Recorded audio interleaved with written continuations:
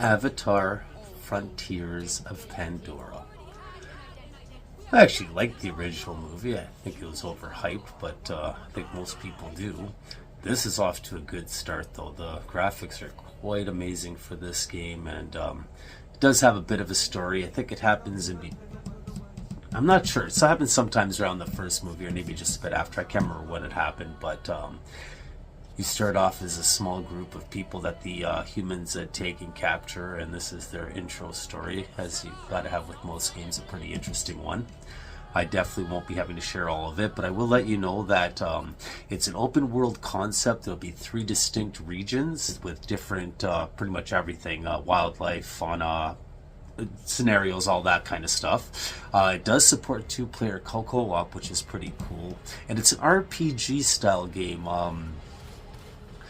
Yeah, this is not a pleasant intro, but then again, most video games you play don't have the most pleasant intro. I guess you got to motivate people to do whatever, so you get to choose your avatar here, and a few different styles and choices. I actually got, I think, a 5-hour free trial of this game, which is one of the reasons I just wanted to rush through all this to give it a go and see if I liked it.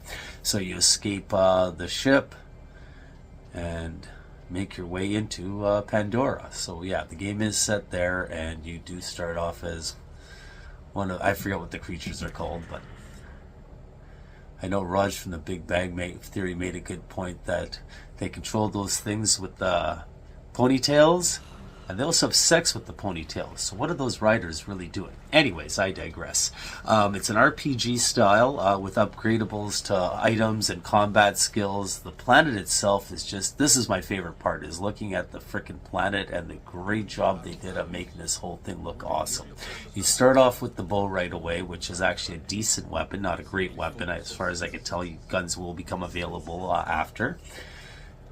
But for right now, I got to play with the longbow because they said 5-hour trial. I wasn't able to go into too much detail on all the different weapons except for what I read. You do get a sight, some sort of avatar sight that allows you to see things that you normally wouldn't see without that sight on. As most RPGs, always stuff to open and get. So this is the combat. And I'm using a bow against a guy in a giant mech. The only real way to get him is in through the glass, yeah. Because nothing else is going to hurt that thing with a bow anyways. This seemed like a little ridiculous. I actually thought that I wasn't going to do it, but I am happy I did manage to kill that guy. And then you get new quests. So it is a very standard RPG, except you're playing as the avatar creature. Yeah, you got to collect different plants to build your arrows, and I'm sure there's going to be a ton of other stuff to craft as there are in most of these games. I know I kept running out of arrows, but it's pretty easy to find the plant to get more, so it wasn't too bad. So this is all I managed to unlock on the map. It looks like a very small area, but like I said, there's 3 distinct spots, and that's just one tiny part of it. And I don't know, I'm liking it. I think I might have to start playing a little bit more of this game. Maybe when it goes down in price. I did not like the price for it, to be honest with you. But if it does seem appealing and you're willing to pay the full price, yeah. I'm going to have to say I quite enjoyed this a lot. And as far as recommendation goes, I'm sure you can tell just...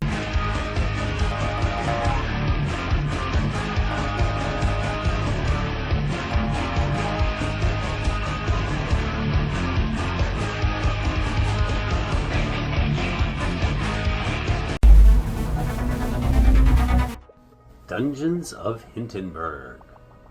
Yeah, right away I'm looking at this going, another comic book graphic video game, and there's only so many of those that I really liked. This one, I have to admit, the graphics are pretty cool, especially for a comic book video game type graphic system. It is definitely an RPG, but not in a typical sense. Half dungeon crawler, half social simulator. Apparently this town got overrun for whatever reason by all these dungeons all around it, and people come from all around the world to do their battling in the dungeons or checking out the dungeons or wherever. So there's the map. It's not too bad. This is the first guide along the way where it teaches me to do stuff, so this would be my first attempt at battle. the battle system's a little different than I thought it would be with the comic book graphics, because they still keep the 3D element into it, which makes the game a lot better in my opinion. I first actually was afraid that it wouldn't be like this, so this definitely helps. Well, you gotta watch out for your stamina there. So obviously the first battle's pretty easy, and still get encouragement from my buddy. Thank you for that.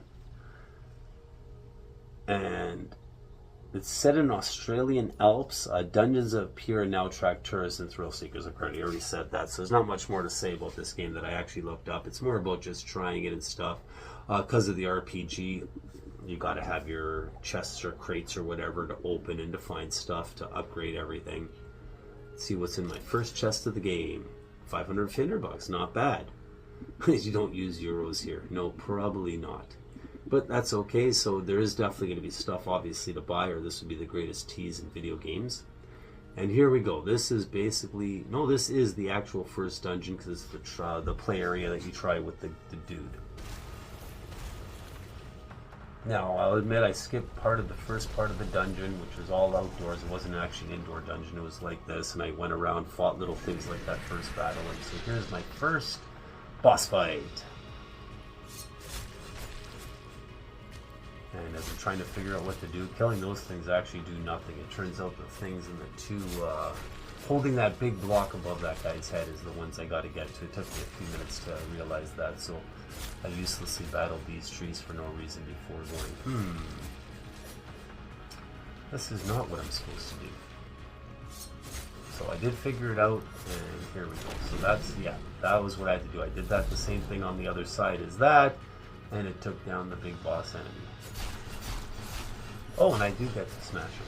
Ah, that was a very easy boss, like once I figured out what I had to do. But it's the first dungeon, and that's okay. I played a couple of the dungeons. They're not too bad at all. I definitely enjoyed it, even with my skepticism of the graphic in the first place. And the rest is a social simulator. You go through town and talk to people, make friends, and things like that. So that's half the game, and this is, well, the half that would have got me into it. So I'm going to say that recommended with a little bit of hesitation, but generally overall.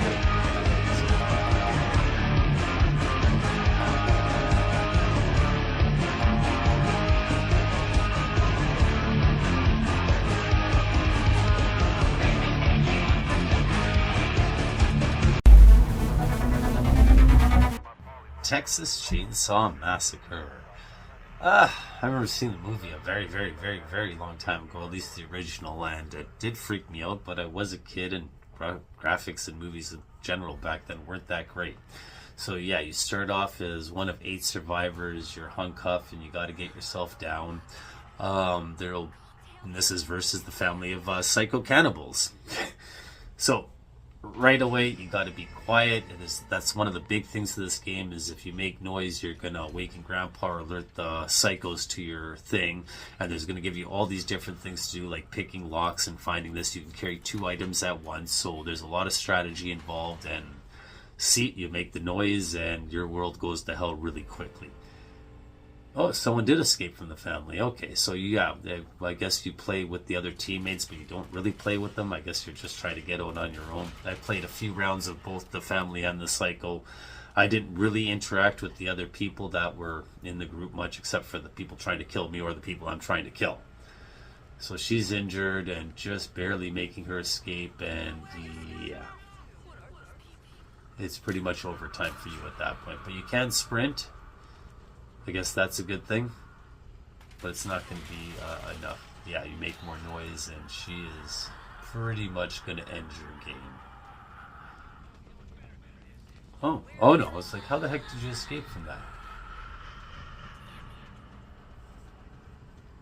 So generally you want to avoid that whole thing there and just sneak and try to make noise. And then there's the psycho family that you get to play. Leatherface is the only character, though, that you're able to break through walls and gates and things. So yeah, the graphics are actually pretty cool. The creepiness is, yeah. But it is a horror game, so if you're really not into the disgusting horror aspects, you may not want to play this game, because, well, I'm trying to keep it semi in case children watch this, not too horrible, but I would not recommend this game for kids at all. And yeah, of course I had to record the one where I actually got to play Leatherface, because, well, what is it without, you're not Chainsaw Massacre, then what's the point?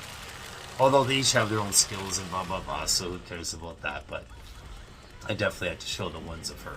So there's one final victim, and yeah, as the psycho, you're listening for the noises, which will pop up and show you on the map when something happens and things like that.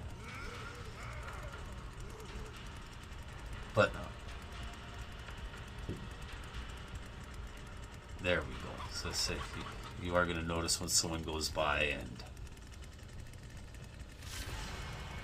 like I said, I never actually felt like I was working with my teammates, either for or against. It all felt like it was a single on single, even with other people doing other things in the game. Yeah, I guess I'm just not the giantest of horror movie fans in general, even though there's always fun stuff like that at the end of it.